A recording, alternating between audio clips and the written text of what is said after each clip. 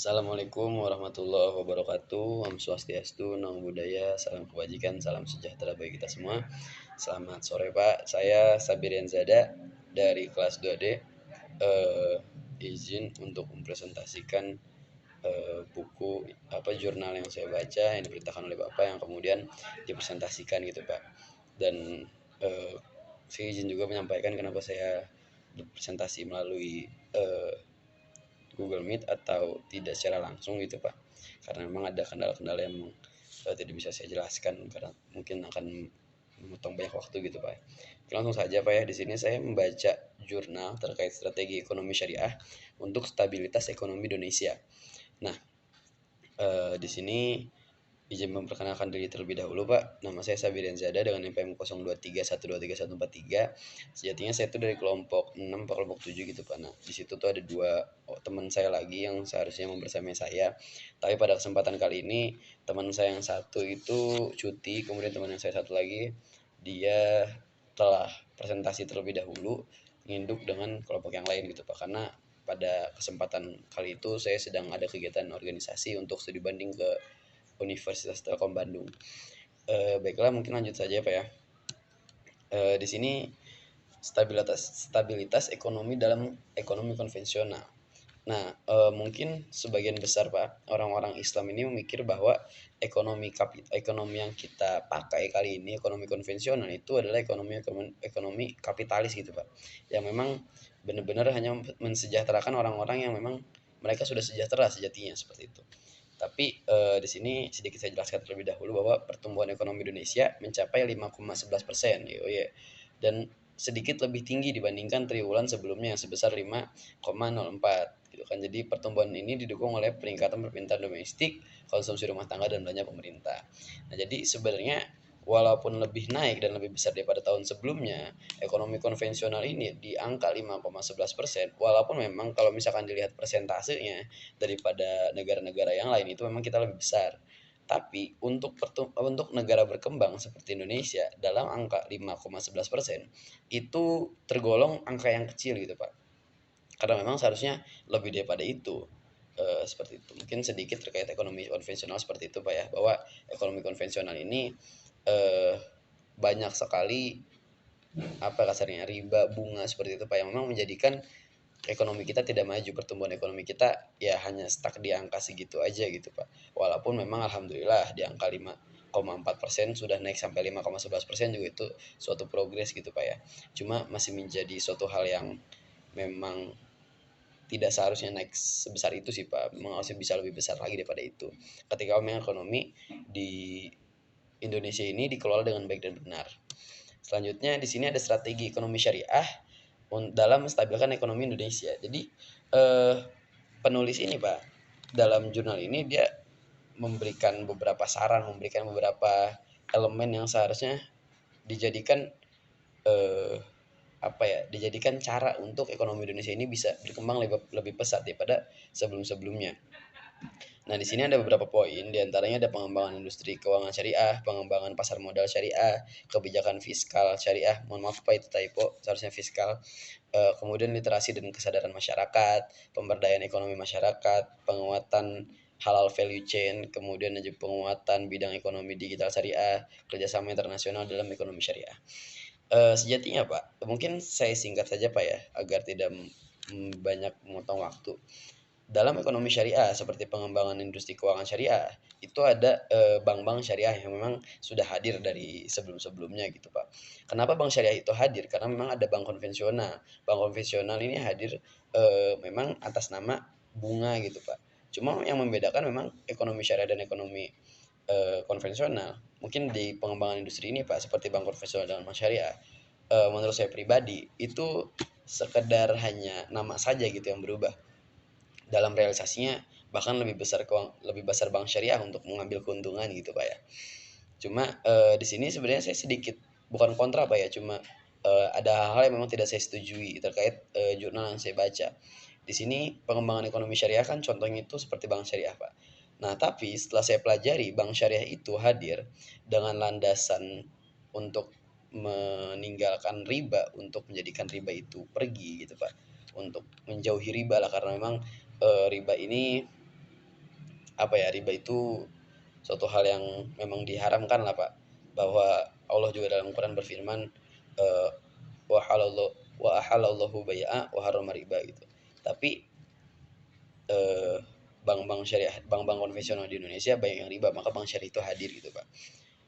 Tetapi Pak, pada dasarnya ketika kita melihat sebenarnya ini tuh hanya strategi aja Pak. Kalau misalkan dibilang riba atau tidak, ketika bank syariah ini nginduk kepada bank konvensional secara tidak langsung, itu sudah riba Pak. Jadi sebenarnya bank syariah ini hanya hanya strategi orang-orang bank, hanya strategi orang-orang pemegang industri ekonomi keuangan itu ingin menarik pangsa pasar dari orang-orang Islam. Karena memang orang-orang Islam apa ya, Islam itu sebagai agama itu jadi opium Pak bagi orang-orang yang memang melihatnya, bagi orang-orang yang melaksanakannya gitu kan. Menjadi candu bagi mereka bahwa saya itu harus Islam, saya itu harus melakukan segala sesuatu itu dengan syariah. Tapi pada dasarnya ketika kita melihat sistem yang ada dengan sistem mudorobah bagi hasil gitu kan, atau yang lainnya, nah itu tidak mencerminkan, itu hanya sebatas nama aja gitu Pak. Karena emang tadi saya sudah bilang, kita ini sudah terjerat dalam ekonomi yang riba gitu. Di mana-mana bahwa kita memakai uang uang kertas aja itu sudah suatu hal yang riba gitu, Pak. Eh kalau sebelumnya mungkin riba itu apa sih? Kalau misalnya kita lihat dalam bukunya Profesor Hendy Suhendi, dalam buku Fikih Muamalah, di situ disebutkan bahwa ada kaidah yang menyebutkan bahwa hmm, kullu qardin jara manfaatan fahuwa riba. Bahwa segala sesuatu yang mengambil manfaat itu adalah riba. Segala sesuatu qardin itu utang piutang. Segala sesuatu utang piutang yang mengambil manfaat itu adalah riba. Nah, maka bank-bank syariah sebenarnya itu juga mengambil manfaat dari para nasabah-nasabahnya gitu Pak. Karena sejatinya kan mereka juga ingin untung. Tapi dalam Islam tuh kita diharamkan untuk memperjualbelikan uang, untuk menjadikan uang ini sebagai alat yang bisa diperjualbelikan, bahwa uang ini hadir sebagai eh, bukti transaksi, sebagai alat transaksi, bukan sebagai barang yang seharusnya dijual beli seperti itu. Kemudian juga kebijakan fiskal syariah, literasi dan kesadaran masyarakat, kemudian halal value chain, dan penguatan bidang ekonomi digital syariah. Sebenarnya itu menurut saya hanya sebuah apa ya, sebuah sebuah strategi orang-orang dalam industri keuangan untuk menarik pangsa pasar gitu. Sebenarnya kenapa ekonomi Indonesia tidak maju? Itu bukan karena dia Islam atau tidak Islam gitu Pak. Bukan karena keuangan syariah atau tidak syariah.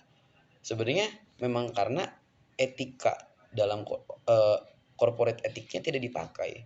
Mungkin kalau misalkan dalam Islam itu ada yang namanya syariah gitu kan Pak. Ini tuh halal, haram gitu kan.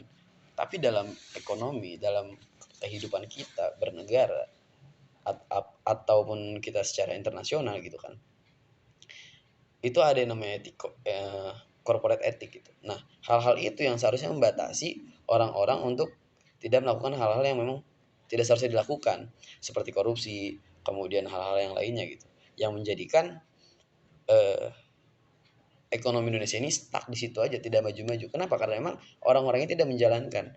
Saya setuju ketika memang strategi ekonomi syariah ini dimasukkan ke dalam ekonomi Indonesia gitu, untuk menjadikan ekonomi Indonesia ini stabil gitu kan, bahkan lebih dari kata stabil lah. Tapi eh, syariah di sini seharusnya dihilangkan gitu. Jadi corporate ethic itu kita manfaatkan, bahwa corporate ethics, etika-etika dalam berkorporat, dalam perusahaan, dalam beroffice, dalam bekerja, itu dimasukkan sedikit demi sedikit, bahwa perilaku-perilaku syariah tidak seharusnya masuk, tidak seharusnya dinamakan syariah, karena itu menjadi suatu yang mengklasifikasi orang-orang gitu, batasi orang-orang untuk melakukan hal-hal baik. Karena kenapa sih emang agama lain eh, melakukan hal yang tidak baik gitu? Bukan berarti saya membenarkan agama yang lain gitu Pak ya, tapi orang-orang di agama lain juga itu melakukan hal-hal baik gitu. Karena mereka pun sejatinya diajarkan untuk melakukan hal-hal baik, karena itulah sejatinya manusia.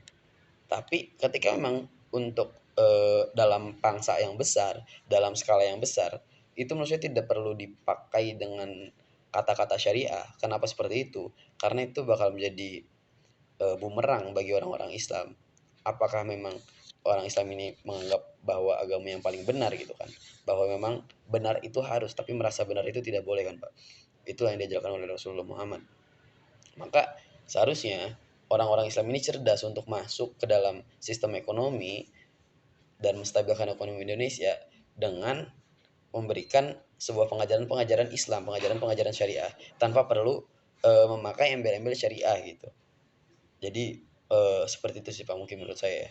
Karena memang sejatinya ketika orang-orang menggunakan dan mendengar kata syariah itu orang-orang yang memang Islamophobia itu mendengarnya sangat sangat sensitif gitu Pak. Bahkan di Undang-Undang Dasar aja ketika itu ada kata-kata Islam, orang-orang tuh sangat sensitif dengan hal-hal seperti itu gitu. Maka seharusnya strategi yang dimasukkan itu tidak mengatasnamakan syariah, tapi memang isinya syariah gitu. Kenapa? Itu menjadi sebuah strategi bagi kita untuk menstabilkan ekonomi tanpa membawa embel-embel agama. Kita yakin Pak kalau misalnya agama Islam itu memang agama yang benar, agama yang lurus gitu. Bahwa dalam Quran juga tidak ada yang salah. La raiba fihi itu kan tidak ada keraguan di dalamnya. Dan ketika memang orang-orang memakai hukum agama pun Allah telah berkata dalam Al-Quran ketika orang-orang yang memakai hukum agama dan orang-orang yang tidak memakai hukum agama itu tinggal tunggu saja kehancurannya. Tapi dari hal itu seharusnya itu menjadi sebuah apa ya pemikiran gitu logik yang memang seharusnya dikembangkan oleh orang-orang Islam seperti itu Pak. Nah mungkin di sini sedikit saya sampaikan kesimpulan Pak bahwa ekonomi syariah diharapkan dapat menciptakan stabilitas ekonomi. Penguatan stabilitas ekonomi Indonesia dapat dicapai melalui implementasi strategi ekonomi syariah melibatkan berbagai aspek mulai dari kebijakan fiskal hingga pemberdayaan ekonomi masyarakat berbasis syariah seperti eh, peningkatan rantai pasok halal gitu kan, pengembangan lembaga keuangan syariah, literasi masyarakat, kerjasama internasional berbasis syariah, dan digital syariah. Hal ini tidak hanya akan memberikan manfaat ekonomi, tapi juga menciptakan masyarakat yang lebih berdaya dan berkelanjutan dengan memperkuat aspek regulasi dan pengembangan industri keuangan syariah di Indonesia. Indonesia dapat memperkuat fondasi ekonomi syariah dan mempromosikan prinsip-prinsip ekonomi syariah secara lebih luas dan Indonesia dapat memanfaatkan teknologi dan kerjasama internasional sehingga dapat meningkatkan stabilitas ekonomi Indonesia. Uh, Mungkin memang ini kesimpulan yang saya ambil dari jurnal, bukan dari hasil bacaan saya Pak ya, tapi ini kesimpulan dari jurnal yang saya ambil. Mungkin tadi ada beberapa hal yang memang tidak saya setujui gitu Pak. Saya setuju bahwa syariah ini harus diterapkan di Indonesia karena memang sudah melihat begitu banyak orang-orang yang tidak menerapkan etika dalam bekerja, etika dalam berekonomi, etika dalam berjualan, etika dalam melakukan segala sesuatu gitu. Sejatinya ketika etika itu dilaksanakan, mungkin korupsi bahwa kemunduran degradasi baik dari akal maupun dari ekonomi itu tidak akan ada. Seperti itu. Mungkin hanya itu, kurang lebihnya mohon maaf. Sekian saya terima kasih Pak telah ditonton sampai akhir dan telah selesai tugas saya untuk yang kali ini. Mungkin hanya itu, kurang lebihnya mohon maaf. Khud masofa wada makadar, ambillah yang dianggap bersih dan buang yang dianggap keruh. Mungkin hanya itu Pak, kurang lebihnya mohon maaf. Assalamualaikum warahmatullahi wabarakatuh. Selamat sore.